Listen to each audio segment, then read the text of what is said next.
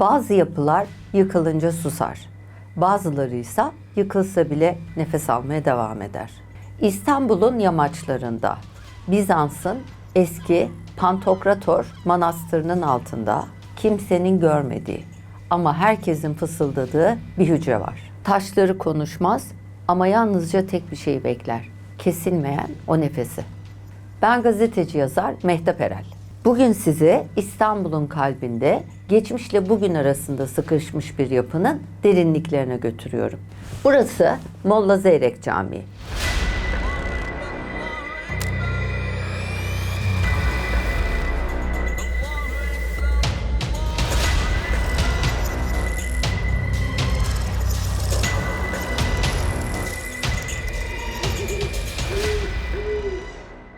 İstanbul'un 7 tepesinden birinin yamaçlarına tutunmuş, Haliç'e doğru bakan ağır bir yapı var.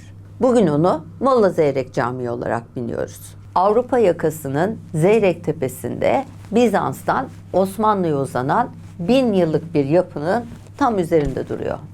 Ama bu bina sadece bir cami değil. Burası bir zamanlar Bizans'ın en önemli manastır ve şifa kompleksi olan Pantokrator Manastırı kompleksiydi. Burada 3 tane kilisesi, imparatorluk türbesi, hastanesi ve yerin altına kadar uzanan sarnıcı var. Hem yaşamı hem de ölümü içine alan bir dünya kurulmuş diyebiliriz. Asırlar boyunca bu yapının üst katında dua sesleri, alt katında ise inlemeler, ağlamalar ve çığlıklar yankılandı. Gelin önce bu özel yapının en başına, yani Pantokrator'un doğuşuna gidelim.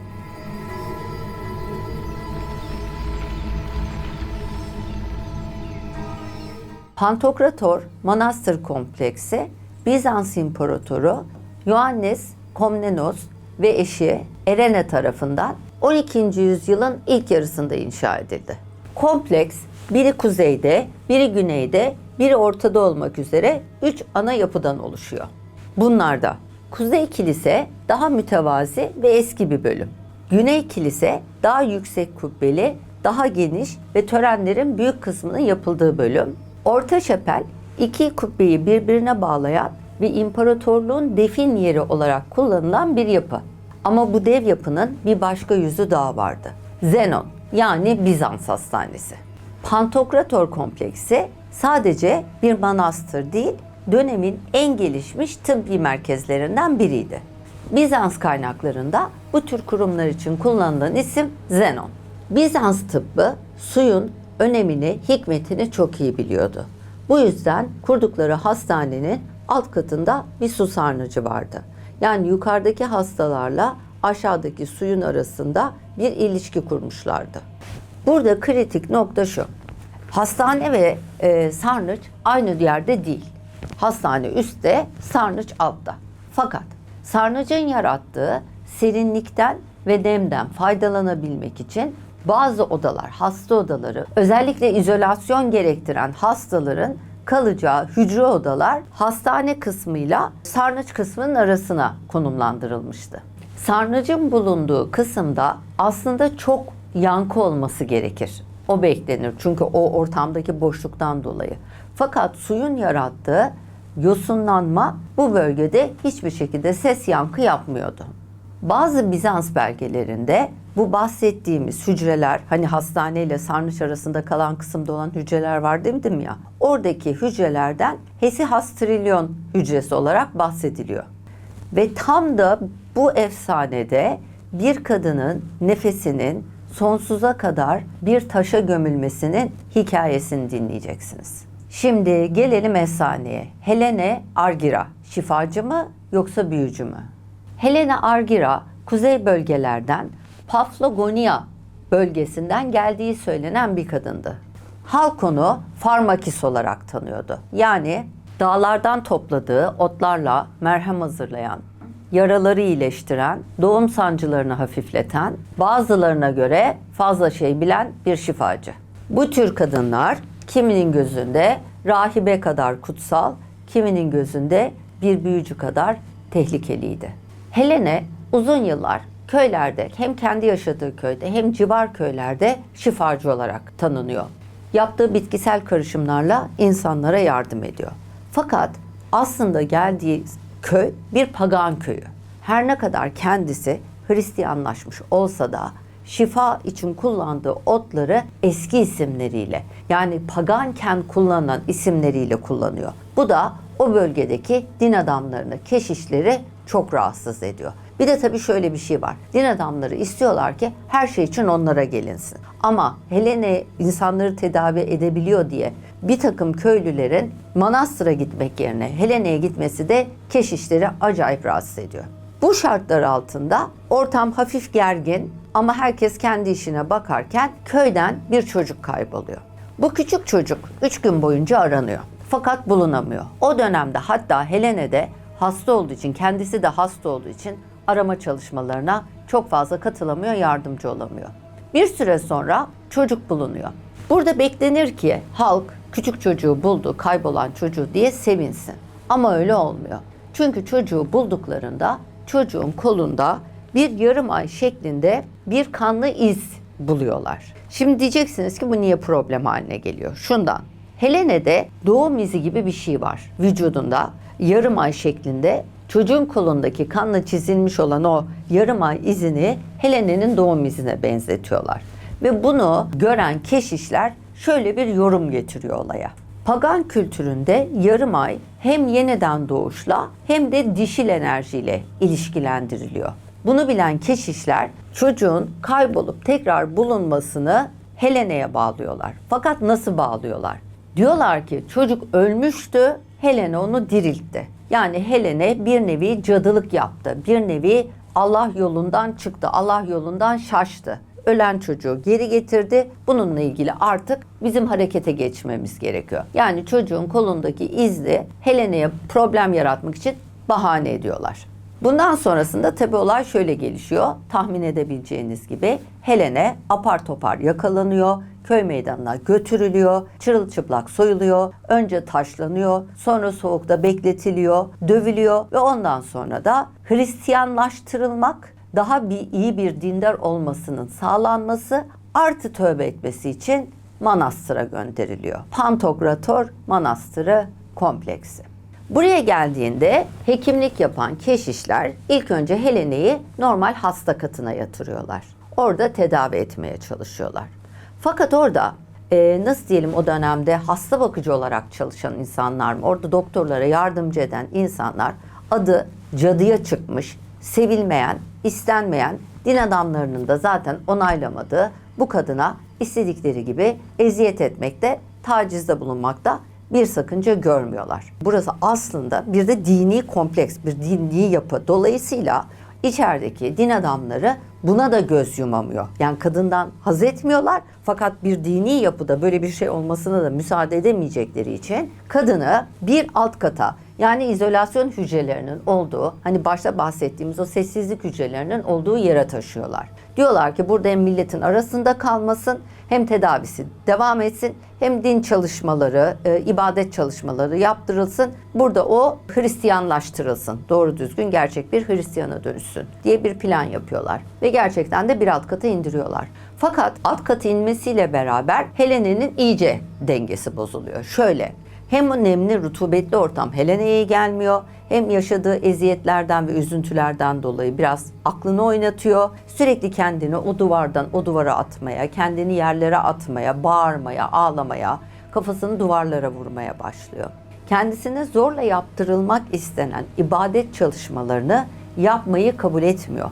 Buna itiraz ettikçe kendisine yapılan eziyet artıyor. Kendisine yapılan eziyet arttıkça Helene iyice raydan çıkıyor. Bir gün odasına giren keşişlerden birinin onu ibadete zorlaması esnasında üzerine atılıp kulağını ısırarak kopartıyor. Bunun üzerine Helene zincirleniyor. Bir başka gün Helene tekrar odasında başka bir keşiş tarafından ziyaret edildiğinde kulağını duvara yaslamış, taş kırıklarının arasından bir şey duymaya çalışırmış gibi davrandığını gözlemliyor keşiş. Kendisine ne yaptığını sorduklarında Helene'nin rivayete göre bana buradan konuşuyorlar, ben buradan sesler duyuyorum, bana sesleniyorlar, nefes sesleri geliyor dediği söyleniyor. Rivayet bu şekilde. Sonrasında tekrar odasına girip çıkıp kendisini ibadete çağıran keşişlerden bir tanesinin şöyle bir şey gözlemlediği söyleniyor. Parmaklarıyla sürekli olarak duvara bir yarım ay şekli çizdiği ve bu hareketi o kadar çok tekrarladığı için parmaklarının uçlarının parçalandığı ve o işaretin duvara kanla çizildiği söyleniyor. Rivayet bu şekilde. Hatta şöyle bir ek de var. Efsaneye göre keşiş Helene'ye diyor ki ne yapıyorsun, bu şekil ne? Çünkü aslında bir düşünün, Helene'nin zaten buraya gelmesinin başında bu şekil var. Yani Helene'de böyle bir doğum izi var. Kaybolan köylü çocukta bu iz bulundu. Kadın aklını oynattı, duvara aynı şekli çiziyor. Bunun üzerine hani artık iyice sağlamasını yapmak için keşiş diyor ki Helene'ye sen ne yapıyorsun, ne şekli çiziyorsun? Helene de bunun üzerine şöyle cevap veriyor. Bu bir son nefes. Tam daire nefesin tamamlandığını, aldığını, verdiğini ifade ediyor. Bu tamamlanamamış bir nefes, yani ölümün nefesi gibi bir açıklama yapıyor. Efsane de böyle söylüyor. Bundan çok kısa bir süre sonra Helene terk edildiği hücrede parmakları kan, bedeni yara bere içinde ölüyor. Durumu fark eden keşişler odaya giriyorlar. Fakat diyorlar ki bu kadın çok hastaydı. Bunun bu son zamanlardaki halleri hal değildi. Dolayısıyla bizim burayı bir şekilde dezenfekte etmemiz gerekiyor. Helene'nin bedenini oradan çıkarmıyorlar bile. Üzerine kireç döküyorlar. Helene'yi olduğu yerde yakıyorlar ve bu işi daha da sağlam almak için oranın kapısını örüyorlar. Önüne de bir duvar örüyorlar ve bu bölgenin, Helene'nin kaldığı odanın kompleksin geri kalanıyla olan ilişkisini tamamen kesiyorlar. Bu yapılan işlem bu hücrenin ilk gizlenişi olur. Aradan tam 3 asır geçiyor. Büyük hükümdar Fatih Sultan Mehmet İstanbul'u fethediyor. İstanbul'a girdiğinde burası bir Bizans kilisesi olarak durmakta. Fatih Sultan Mehmet'i biliyorsunuz, zaten bir İstanbul aşığı, hiçbir şeyi bozmadığı gibi burayı da bozmuyor. Ve diyor ki kendi hocası, eski hocalarından bir tanesi olan Molla Zeyrek Efendi'yi yanına çağırıyor ve diyor ki Molla Zeyrek Efendi, burayı İslamlaştıracağız. İslami geleneklere uygun şekilde kullanılabilir hale getireceğiz, işlevselleştireceğiz. Burası bir cami, aynı zamanda bir medrese olacak. Burası bir külliyeye dönüşecek. Bununla ilgili yapılacak çalışmalarda sen de başında dur, sen de göz kulak ol. Burası medrese olduktan sonra da senin burada hocalık yapmanı istiyorum diyor. Tabii ki Molla Zeyrek Efendi bu büyük onuru kabul ediyor ve bu işin başında duruyor, bu işe sahip çıkıyor. Kaynaklara göre Molla Zeyrek Efendi İstanbul'un ilk büyük camisi artı medrese yapısının başına getirildiği için burası ayrı bir önem kazandı ve bu yapı Molla Zeyrek Efendi'nin de adıyla anılmaya başladı. Çünkü Molla Zeyrek Efendi aynı zamanda buranın müderrisliğine de atanmıştı.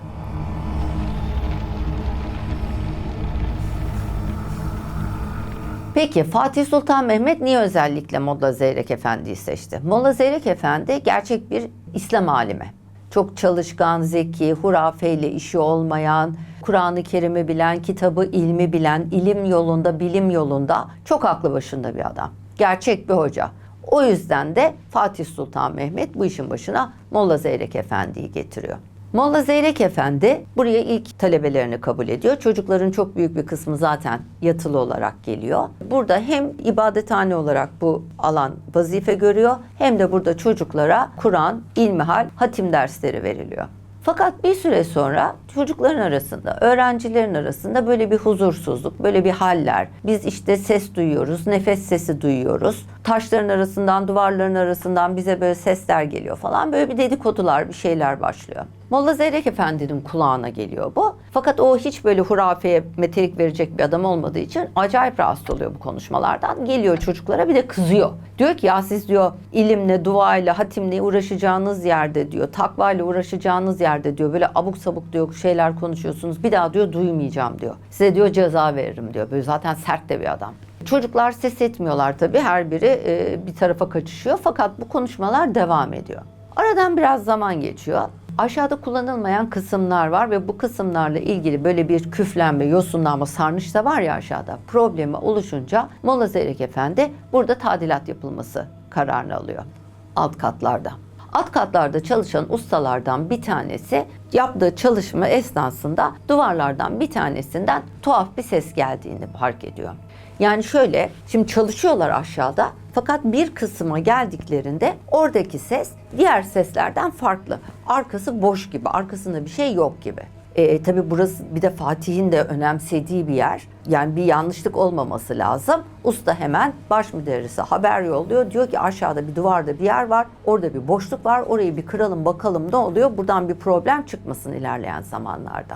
Bunun üzerine orasını açıyorlar. Bir bakıyorlar arkada duvar örülmüş, arkada bir kapı var. Bunun üzerine Molla Zeyrek Efendi'ye haber veriyorlar. Molla Zeyrek Efendi mimariye de meraklı bir adam, yapıyı da beğeniyor. O da aşağı iniyor. Diyor ki açın bakalım diyor, ne çıkacak? Orayı açtırıyor. Fakat orasının komple açılmasıyla birlikte içeriden dışarıya rivayete göre sıcak bir hava, sanki birinin böyle nefes üflemesi gibi ılık bir havanın dışarıya bırakıldığı söyleniyor.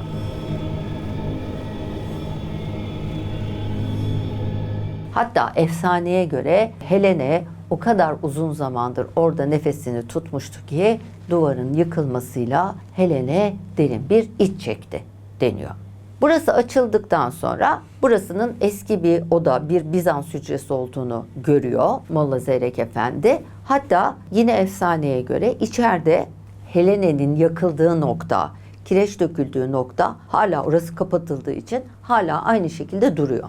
Molla Zeyrek Efendi diyor ki burayı düzenliyoruz, tadilat yapıyoruz, burası da temizlensin, burayı depo olarak kullanırız. Fakat burası açıldıktan sonra olumsuz olaylar yaşanmaya başlıyor. İlki yatakhanede kalan çocuklardan bir tanesi sabah ezanına kalkamıyor. Gidiyorlar hocalar başına ne oluyor diye çocuğu uyandırmaya. Bir bakıyorlar çocuk hayatını kaybetmiş. Fakat bununla ilgili tuhaf olduğunu söyledikleri şey şu. Sanki çocuk bir şeyi engellemeye, kendisinden uzaklaştırmaya çalışır gibi çocuğun göğüs kafesinin normalden fazla bir şekilde yukarıya doğru, dışarıya doğru çıkık olduğu fark ediliyor. Takdiri ilahi deniyor. Çocuğun defin işlemleri hallediliyor. Bu konunun üzerinde çok durulmuyor. Fakat daha önceden zaten sürekli ses duyuyoruz diyen öğrenciler aralarından bir arkadaşının vefatıyla tekrar aynı huzursuzluklara geri dönüyor.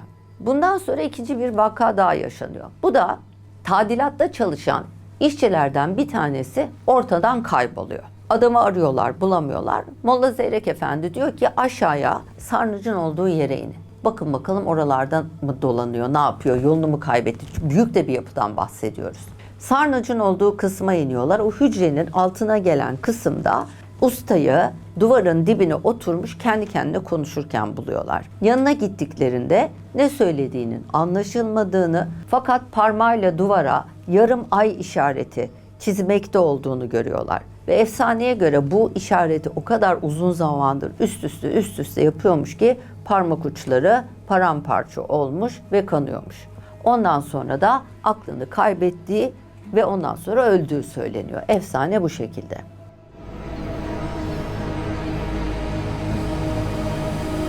Bunun üzerine medresede burada bir şeyler oluyor. O odanın açılması iyi olmadı. Bizans'tan kalma kötü bir enerji buraya doldu gibi çocukların arasında huzursuzluk olmaya başlayınca Molla Zeyrek Efendi bu işe çok sinirleniyor. Tabii rivayete göre Molla Zeyrek Efendi'nin bu işe sinirlenmesinin ana sebebi şu.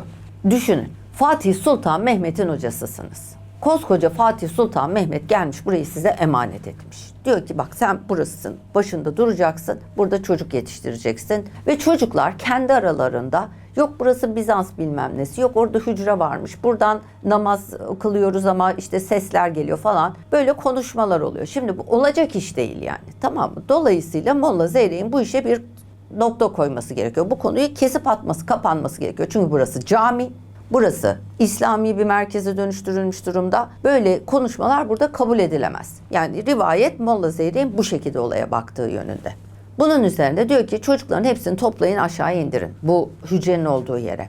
Çocukları getiriyorlar diğer hocalar. Orada hep beraber namaz kılınıyor, hatim indiriliyor, dualar okunuyor. Ve ondan sonra Molla Zeyrek Efendi çocuklara dönüyor. Diyor ki bu konu burada kapandı. Herkes normal dini çalışmalarına, takvasına, hatimine, ezanına geri dönüyor.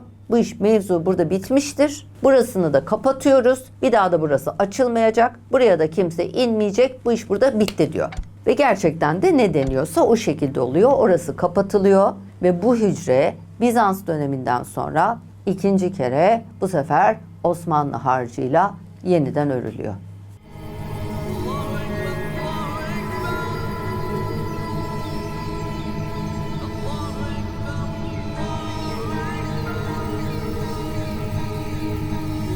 Molla Zeyrek Camii bugün İstanbul'un Fatih ilçesine bağlı Fazilet Sokağı'nda Haliç'e bakan büyük bir camidir.